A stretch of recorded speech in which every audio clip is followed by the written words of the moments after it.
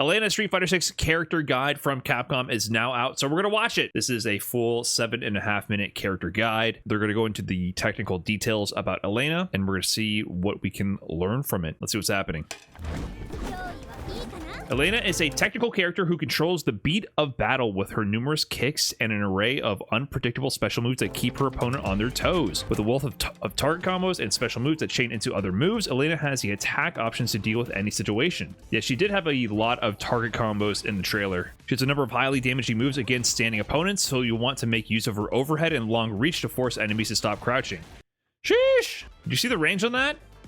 I do like that it's a bit unique to have a non-drive rush useful overhead. That's a double overhead target combo that knocks down. Look at the range on that. That is mad far. And this is a separate overhead. Now, I don't know if this is a hit confirmable target combo or just one move that also knocks down. I like that. Okay, that was her command dash move into the overhead finisher, right? Rhino Horn, a series of quick forward moving kicks effective at sending the opponent flying across the screen. This move can't hit crouching opponents, but deals powerful damage. It's great for launching enemies into the air or as part of a combo when you can be sure they'll be standing. That's her combo ender, but it whiffs on crouchers, so that's going to influence her combo routes. I'm almost positive she's going to have certain normals at force stand, though. But yeah, it's her typical combo ender move. Okay, see, they just showed it right here. So here's a target combo. Mid, well, it's a launcher, I suppose, so it's an option to launch them into the Rhino Horn. The stronger the kick, the farther forward you jump. The light version is easy to integrate into combos, so I recommend practicing with that one first. If you corner the opponent, try using Scratch Wheel. So what is the advantage for this to go so far forward? Are they implying that it can be safe on block? Can it go over certain moves? Would you ever use this randomly in neutral, spaced out for any purposes? I'm not sure. And here's a basic light confirmed target combo. Or I don't know if it's a target combo, but light confirmed combo into the light Rhino Horn into the DP Scratch Wheel Ender in the corner. Overdrive version activates faster and hits more times. Yeah, so you can get a DP combo mid-screen from the overdrive version. This gives you a wealth of combo options, so try chaining moves off of it. Yeah, they showed an example of this in the original gameplay trailer. She has a 2-bar side swap option, which is always useful in case you're not aware. Like, if you're in the corner, it's always good to have a side swappable combo that you can do in order to just, if you fight out, guess right on a mash or something, you can side swap and put them to the corner instead. So always good to have one of those options. So Odie Rhino Horn lets you easily combo into the level 2. Looks more like a cancel than a like juggle after the fact. Scratch Wheel, that's her uppercut. A powerful rising kick. It is invincible against jumping attacks, making it useful as an anti-air attack. Yeah, so confirmed air invincible. The light and medium version strike fast, so are good for a quick anti-air. The heavy version is powerful and has reach, so use it on an airborne opponents who are further away. Typical variation in the strength for the uppercut, so light and medium for up close, heavy for more spaced out, like empty jump attempts possibly. Overdrive version makes you invincible as you rise into the air, but be careful if you miss the attack, you'll be wide open. So she has an invincible reversal option, so she will not be getting mauled. Lynx Song! This is the new move. A spinning rush forward that can be followed up by one of 4 different techniques. I was really like putting on my thinking cap, breaking down the gameplay trailer to figure out what was going on with Lynx Song. We had to dissect that piece by piece to really figure that out. That was not an easy trailer to break down. This skill allows you to chain in a variety of follow-up attacks. In addition, you can close the gap between you and your opponent, and you're invincible to projectiles while you're spinning. Punch strength determines its distance. Yeah, so you roll on the ground and you have different enders and you can go through fireballs. You can also go empty into a throw or high-low mix. So it rolls through the fireball. The first follow-up attack option is Leopard Snap. It has a far reach and strikes quickly. It is great for getting a hit in from far away. I'm not sure if this is ever going to be safe on block. Might be your default option if you roll through a fireball. Harvest Circle, it hits the opponent up in the air, so it provides a good opportunity combo. You'll maintain your invincibility to projectiles from Lynx Song until the attack hits. Never mind, if you go through a fireball, you're probably going to use Harvest Circle. Fireball invincibility until it hits. Yeah, so you're not going to get stuffed out of it with a fireball. Third follow-up attack is Mallet Smash. It's an overhead attack, so it's great for getting past opponents' guards. While in the air, you can also dodge throws and low attack. So it is airborne, it sounds like, or at least it's throw invincible in low crushes. Probably just airborne. So that's going to make the mix, think about it right away, right? She can do empty roll into throw, or do empty, not empty, but go into Lynx Song, roll, and then go for the mallet smash, right? See right there, he tried to tech the throw. That's going to mean that you can't just autopilot throw tech when you see her roll at you, because she's going to have the option to mallet smash. So I kind of like that it's not just an overhead option anymore, it's also a throw bait. Pretty good. This fourth move, Lynx Whirl, is extra important. The added momentum from it will make the attacks performed out of it hit harder and more times. Let's go over that now. Yeah, so Lynx Whirl is the extended dash. You do Lynx Song into one roll, Lynx Whirl into the second roll, and then everything gets enhanced. See? So the first roll here, if you weren't familiar with the original trailer, so there's Lynx Song, and then when it's with the sparkly teal effect, that's the Lynx Whirl, which gives her extra distance on the roll. Leopard Snap out of Lynx Whirl gives you the ability to move immediately, even if the attack was blocked, so you can stay on the offense no matter how the attack lands. Yeah, so now Leopard Snap becomes plus on block. That's interesting. So you just get in, man. So she gets in meterless for plus frames. No drive rush. Seems like a drive rush contender. Obviously, you can get hit out of it. It's probably more easily reactable than drive rush. So yeah, plus on block, they use a light option there, so maybe just +1. And then on hit, the enhanced Leopard Snap does a juggle, and they're getting level 2 after. And in the corner, after you get DP. So yeah, Leopard Snap out of the Lynx Whirl just seems good. You get combos. Harvest Circle after Lynx Whirl gives you more time to perform follow-up attacks on hit, which really opens up your combo options. Okay, so more extended juggle options. It's not going to be plus on block, the launcher. But here you can get a meterless scratch wheel. When you use Mallet Smash after Lynx Whirl, you jump up faster, making it easier to dodge attacks. And also, you'll be able to keep attacking whether Mallet Smash hits or is blocked. So yeah, it makes the Lynx Leopard Smash, I think, Leopard Snap plus, and also the overhead plus. Oh, okay, at least +2. She got a throw there. And then on the overhead, you get the lights. Overdrive version. Whoa! Hold up. Oh, you can just do that on reaction. Oh, that's just an anti-fireball tool. There haven't been too many of those in this game where you can just immediately punish fireballs. I mean, obviously perfect parry is universal. In Street Fighter V, there was a lot of options that were just like instantaneous anti-fireball. Does this mean Elena's going to counter Guile? I would love that. I would love that. To be fair, that is a charge red fireball, so who knows? So there's the launcher version. Mallet Smash overhead. It's quick. An OD. Spinning Scythe. A series of spinning kicks, the second of which can transition into another technique on hit. Closing combos with this allows you to continue your offense or aim for follow-up attacks. Big part of the synergy with her moves now is that Spinning Scythe, previously kind of just a combo ender, it now allows you to cancel into Lynx Whirl, I believe, the roll. So it's one of the moves that lets you sequence into that so that she can keep the mix and offensive pressure going. Spinning Scythe has one trait I want you to remember. You're much more likely to successfully combo when canceling from a normal into the special using the same button. This is like oversimplifying it for new players, I feel like, which just makes it more complex to me. Because what if I do punch? Is it a kick activated special move or a punch activated special move? I get what they're saying, light into light, medium to medium, heavy into heavy, but they're just it's introducing ambiguity when you didn't have to do that, which I think is meant to like appeal to beginner players. Don't forget that you will also have a chance to follow up with an attack after the heavy version. Yeah, so Spinning Scythe combo ender, juggle to DP. So that's just the basic combo utility. You can also transition into Lynx Whirl after the second hit of Spinning Scythe. So there are plenty of options to make strong combos with it. Okay, so it seems like you can usually end the combo for the knockdown regularly, or like with the heavy one, you get follow-ups, or you can cancel early into Lynx Roll, which makes it more unique. So let's see. So that was interesting. So it seems like this is comboing. So that's not a reset, it's a combo. That was a reset.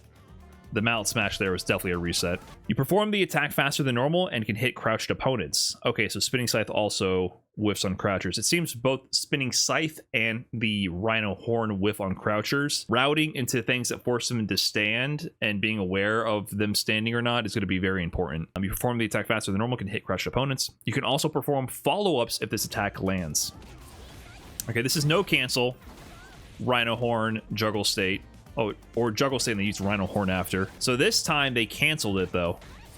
So see here, they're actually using the second hit cancel. So here's the first hit.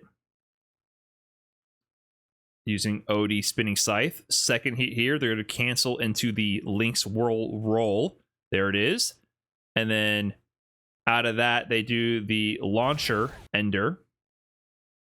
And then do Rhino Horn after. So her combo system definitely involves doing the spinning Scythe, cancel to Lynx Whirl for combo extensions and potential resets. Moon Glider. This is the move I did not understand from the trailer. It seems like a backswing blow, but it seemed kind of bad, or at least it didn't make sense to me at the time. Let's see if they can break this down in a way that makes sense to me now. Moon Glider, a technique that steps back before performing a vertical spinning kick, allows you to avoid attacks and then blow away opponents with the follow-up. Right, but it had a ton of recovery. This move keeps you safe from counterattacks if it gets blocked.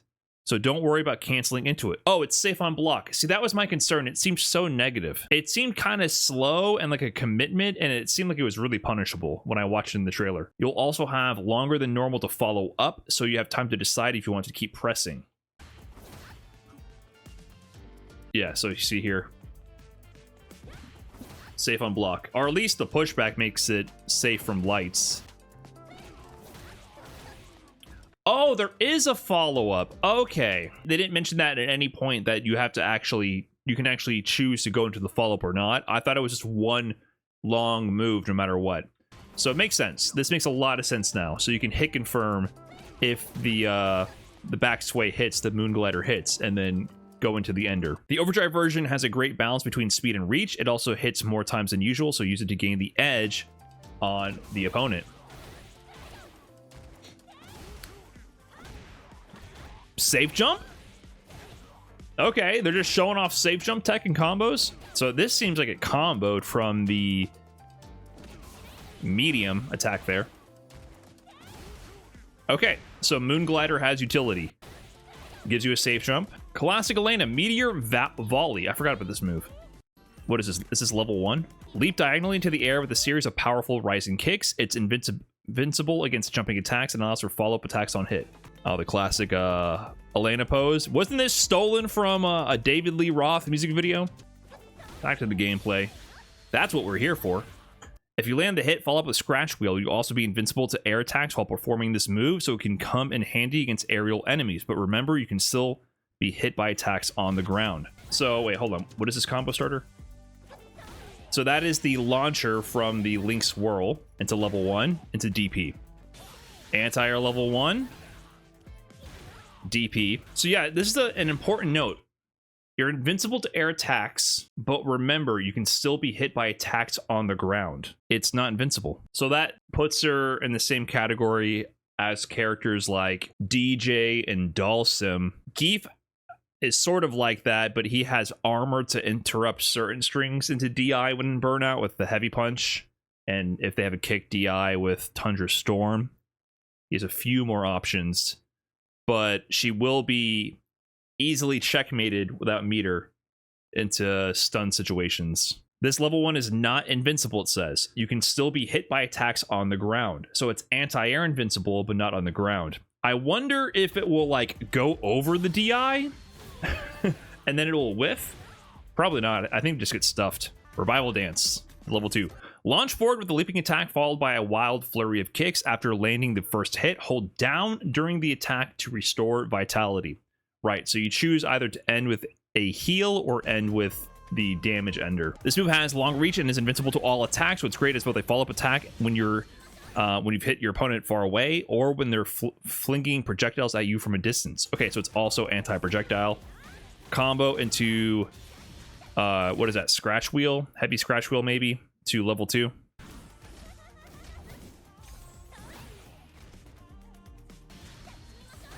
Good range on that. She has a lot of anti-fireball tools. Maybe it has armor. No, it has no armor. Oh, they're going to show how much health it does. If you input down after you land the move, you'll recover some health. You'll deal less damage, however, so only use it when you need to. How much? They're showing it. That's not that much. What is that, 10%? That's honestly not that much. You know, everyone memeing about healing from Elena, if you're not really like aware of why it was people were making such a big stink about it, was because in Street Fighter 4, healing just didn't make sense as an ultra move, because you built your ultra meter in Street Fighter 4 by getting hit. In Street Fighter 6, you don't build as much meter from getting hit. You build some from blocking. And super meter does not regenerate, or it's not a meter that you're almost guaranteed to build up every round like an ultra is. And think about it, you can absorb with focus attack damage, regenerate your gray health by not getting hit, build your ultra meter, get hit, do the ultra healing, regain your health, get hit, which fuels your meter to heal, and therefore it feeds itself. It's like a loop. You can get multiple healings per round. So that was kind of just not a good fit for the ultra mechanic in Street Fighter 4. So you could safely build ultra meter by focusing. Like if people were throwing projectiles, you could focus through the projectiles, absorb the gray damage, and if you don't get hit, it regenerates, but you keep the ultra meter that you gain from that. It was a big problem with Street Fighter 4, and it did a ton of healing, and there was two variations, a short and a long one, and you can kind of just do it after any knockdown.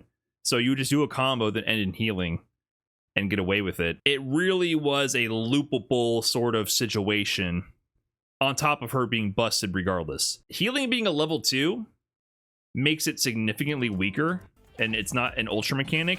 And on top of this does like no healing.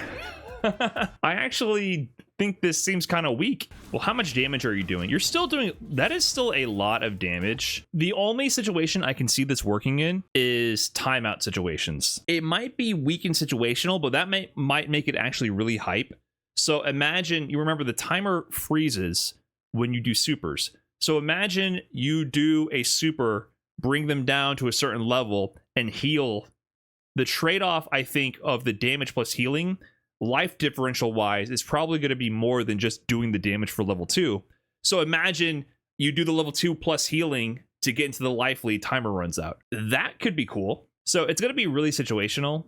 Honestly, I think we won't see this too much, but it seems like it might be kind of cool when we see it. But maybe the damage that you're losing, it's hard for me to judge without seeing the damage that you're losing. Maybe it's worth it, because you are doing a lot of damage actually. Like, this is not bad. Look at how much damage you're doing for the level 2 raw with the healing. So like, how much are you losing here? You're actually kind of doing a lot. I like that the healing isn't insane, because I think it's going to make it more situational and more interesting when it's actually utilized. All right, level 3. Launch the opponent into the air, then deliver a series of nature-powered kicks. It has invincibility at the beginning, making it useful as an anti-air, or as a way to turn the tables on your opponent. So another anti-air super. So her level 1 and level 3 can both be used as anti-air, and level 2 has the horizontal reach. Yep, basic combo from Rhino Horn to level 3.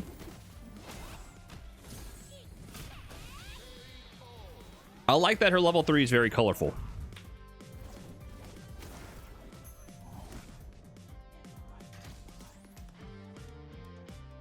I think Elena looks pretty cool. I'm intrigued by the Lynx whirl and the potential options out of this. I like that she has options that don't seem as dry rush centered. She has mobility options to approach and get through fireballs, so you're not reliant on perfect parrying the dry rush. She has ways to reset with the Lynx whirl out of her combos and pressure for a potential mix. She has strong anti-fireball moves, which I think are kind of lacking in this game for the most part.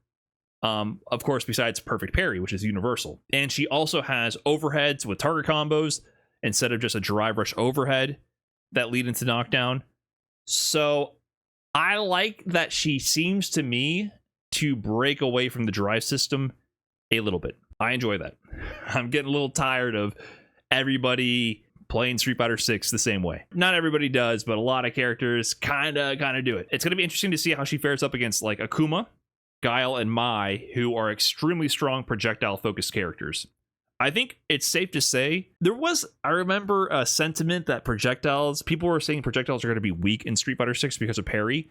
I think that has obviously not been the case. When you have a fireball as absurd as Akuma's and Guile's, and then one that has a bouncing follow-up effect like Mai's, we've seen that projectiles, I think, are incredibly strong in this game. Even if you can perfect parry them, they compensated by making the projectiles really good. Elena might actually be a counter projectile character. Level 2 super goes through projectiles. Her command roll goes through projectiles. She got options. Elena looks good.